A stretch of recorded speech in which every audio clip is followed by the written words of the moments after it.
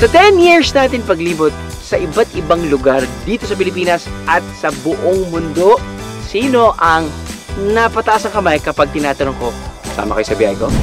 Ano ba talaga? Ano? Sama kayo sa biyahe ko? Tara! Sama kayo sa biyahe ko? Tara! Huwag ka mamatay! Ano? Sama kayo sa biyahe ko? Now for this episode, meron tayong i-add sa BND fam. Sino? Malalaman natin yan mamaya. Saan nga ba ang biyahe natin ngayon? Siyempre, dito sa makulay na probinsya ng Quezon. Refreshing waterfalls o IG-worthy cave by the beach. Summer dream destination sa halagang 80 pesos lang? Pwede ba yun? At masasarap na pagkain, hindi nakakabitin. Sarap na. Di ba? Hindi siya ganong malansa. Hindi talaga malansa. Yung gata, yung crunch ng yog, tapos nun yung aftertaste ng shrimp. Lahat ng yan, pwedeng masubukan sa paraisong ito. Kaya bago pa yan, ubanin, flex your muscles at sumabay sa aming biyahe sa Mauban.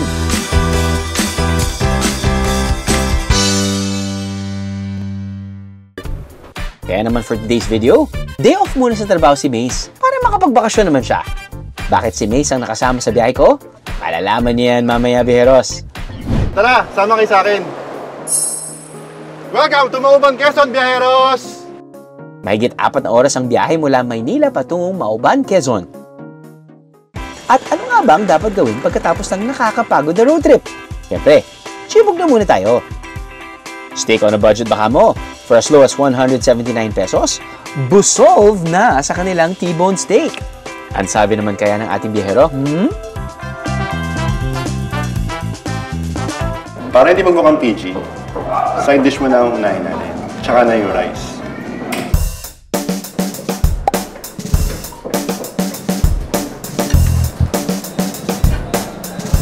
Sarap. I feel offended. I don't deserve this.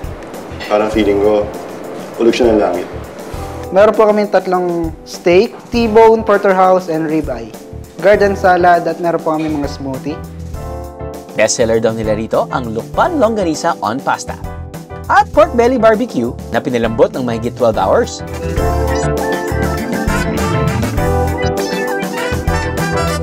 Pero kung type niyo ang mas healthy, subukan ang kanilang vegetable smoothie. Bet niyo yarn? Pagkatapos ng lakang, gala na agad-agad. Sa bayan ng Mauban, meron daw mahigit 20 waterfalls. At ang pinakilala at madaling puntahan sa mga ito, ang Dahoyhoy Falls. Habang nagtitrek papuntang falls, umpisa na rin nating kilalanin si Mace. Ano kaya ang kanyang top 3 bucket list as a biyahero? Ang una sa bucket list ko ay mapasama sa Biyahe ni Drew episode. Drew, baka naman. Wow naman! Yan na nga ha? Mag-enjoy ka yan. Ang second bucket list ko ay skydiving.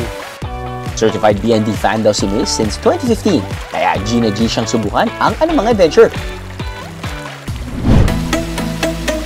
After 20 minutes, naalti na ni Mace ang Dahoyhoy Falls.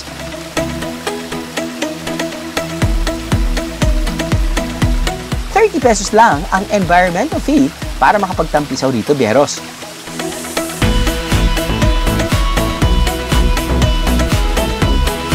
At ang uli sa bucket list ko ay tumalon sa falls katulad na ginawa ni Mark Pingris sa episode ng Biyahe ni Drew sa Pangasinan.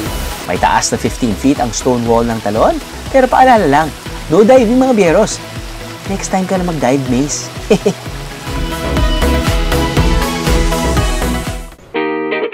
Yan! Mukhang yan ang bucket list item na pwedeng-pwede nating pagbigyan. Hindi natin pwedeng palampasin ang itinuturing na gem ng Mauban, ang Cagbalete Island. Mula sa Mauban Port, 45 minutes ang boat ride papunta rito. Pwede mag-rent ng private boat for as low as 2,000 pesos o sumakay sa passenger ferry for 100 pesos para mas makatipid.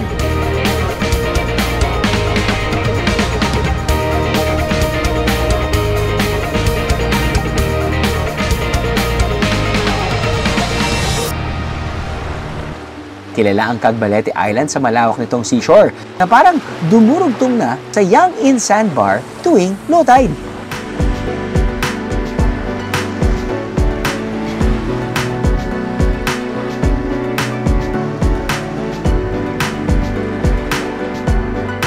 Sa lawak nito, dumami man ang turista, merong perfect spot for selfies na mistulang solo nyo ang isla. Your own island for a day.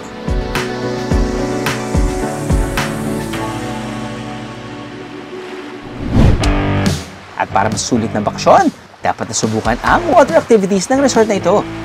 Mawawala ba naman ang kayak na carry kahit ng bagets?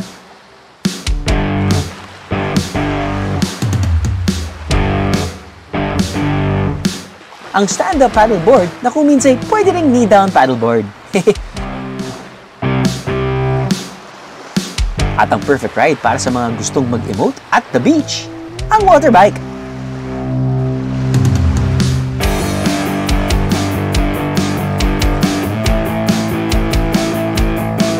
Pwede rin mag-snorkeling para mas ma-feel na one with nature.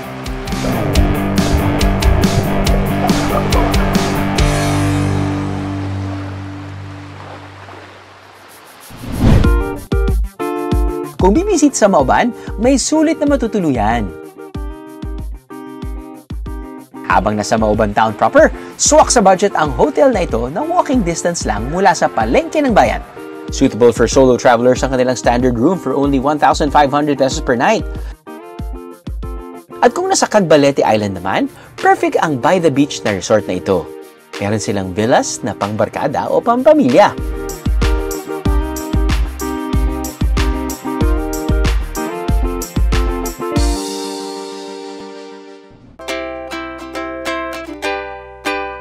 Mamaya na ulit ang kwentuhan. Back to biyahe na muna!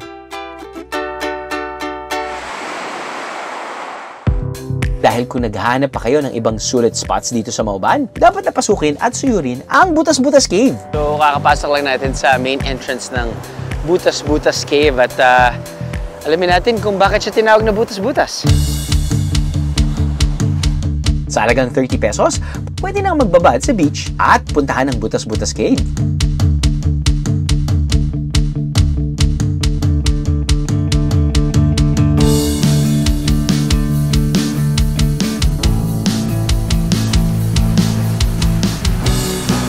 Tay, kaya matagal na itong ginto.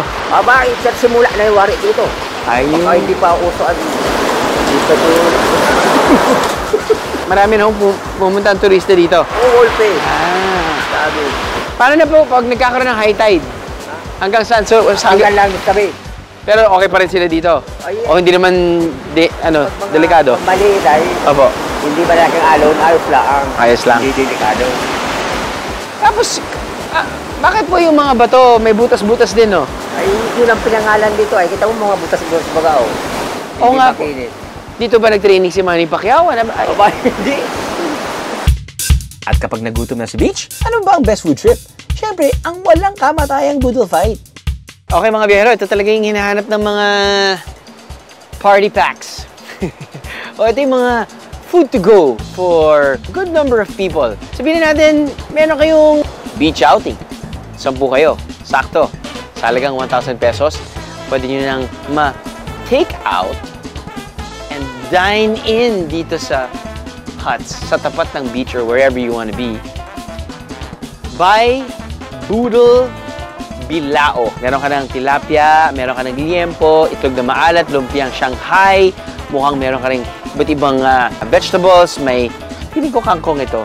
Cucumber, meron kang tomato, mukhang eggplant. I think there's more than 10 people that can actually enjoy this. So, 1,000 pesos for 10 packs, 100 pesos per head. May bagoong na, may soy sauce. Kaya na natin to. Kulang na lang yung dahon ng saging. Pero hey, at least, parang mas madaling pack and to go itong pagkain na to. Alright.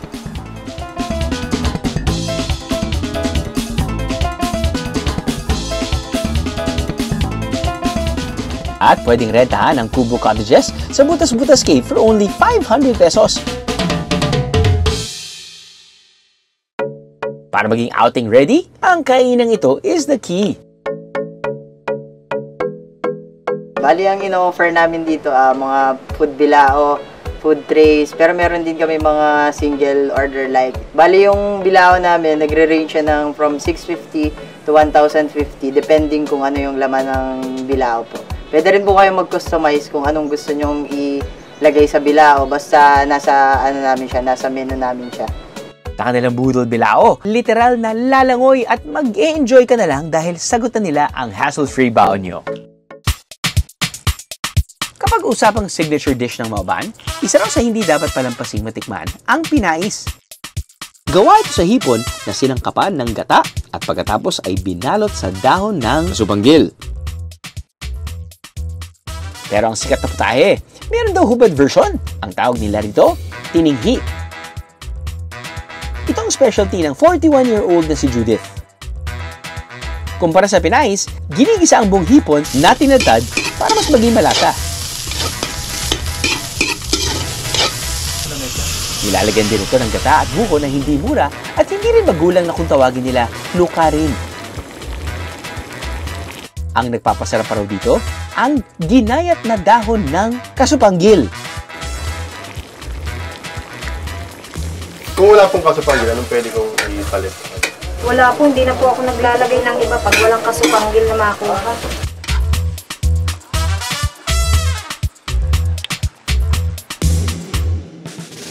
Ang tininghi na gawa ni Judith, patitikman for only 50 pesos. Itong nasa loob na to, ito din yun. Yes. Ano lang siya, kumbaga parang hubad. Binalot lang talaga naman.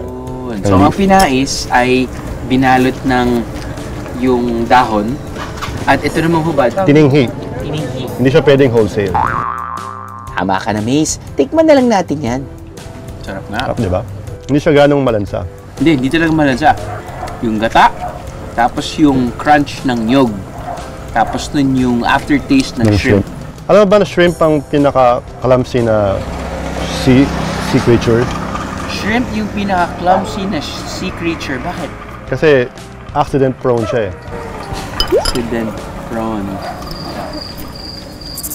Kain na lang tayo? Oo. Accident prone. Pero maganda yan, ha? Na-pronounce mo ng mabuti yun. Accident prone. Okay siya. Happy accident to, bro. Galing. Siyempre kailangan ng panulak. At ang ipinagmamalaki ng Mauban, ang nipanog.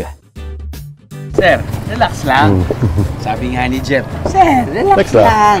Parang hindi tubig ito. Nipanog. Lambanog na made out of nipa. Pero ang lambanog ay nanggagaling sa coconut tree. Coconut tree. Itong nipanog ay galing sa nipa. Well, for the road. Cheers. Cheers, bro.